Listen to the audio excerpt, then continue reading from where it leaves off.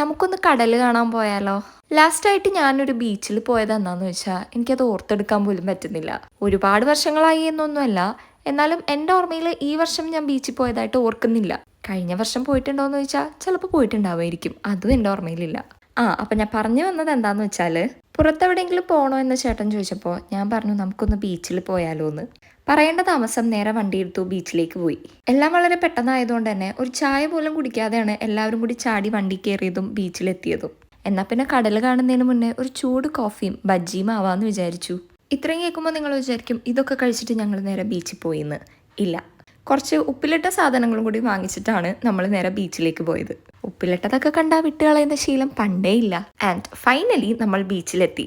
ഞങ്ങൾ പോയിട്ടുണ്ടായിരുന്നത് കുഴിപ്പള്ളി ബീച്ചിലായിരുന്നു കേട്ടോ.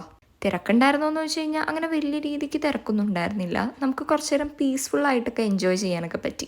അത്രയ്ക്ക് വലിയ ക്രൗഡ് ഇല്ലാത്തതുകൊണ്ട് നമുക്ക് നല്ല വീഡിയോസും ഫോട്ടോസും ഒക്കെ എടുക്കാനും പറ്റി. കുറേ ഫോട്ടോസും വീഡിയോസും എടുത്തെങ്കിലും അതിൻ്റെ അകത്ത് എൻ്റെ one of the most favourite വീഡിയോസിൽ ഒന്നാണ് നിങ്ങളിപ്പോൾ ഈ കാണുന്നത്. മോസ്റ്റ് ഫേവറേറ്റ് വീഡിയോ എന്ന് ഞാൻ ഉദ്ദേശിച്ചത് മീമോൻ്റെ വീഡിയോ ആണ്, എൻ്റെ ഈ കാൽപാദങ്ങളുടെ അല്ല.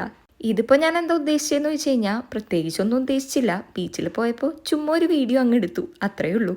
മീമുട്ടിക്കാണെങ്കിൽ ബീച്ച് കാണാനും ഇഷ്ടമാണ്, അവിടുത്തെ മണ്ണിൽ കളിക്കാനും ഭയങ്കര ഇഷ്ടമാണ്. പക്ഷെ എന്തോ ബീച്ചിലേക്ക് അങ്ങോട്ട് ഇറങ്ങാന്ന് പറഞ്ഞു കഴിഞ്ഞാൽ അത് അവൾക്ക് ഇത്തിരി പേടിയുള്ള കാര്യമാണ്. അങ്ങനെ എല്ലാവരും അവരവരുടേതായിട്ടുള്ള രീതിക്ക് എൻജോയ് ചെയ്തു. അപ്പോൾ കടലിൽ നിന്ന് തുടങ്ങിയ വിശേഷങ്ങൾ കടലിന്റെ കാഴ്ചയോട് കൂടി തന്നെ അവസാനിക്കട്ടെ. അപ്പോൾ ചാനൽ ഫസ്റ്റ് ടൈം കാണുവാൻ ഇഷ്ടപ്പെട്ടിട്ടുണ്ടെങ്കിൽ സബ്സ്ക്രൈബ് ചെയ്യാൻ മറക്കണ്ട.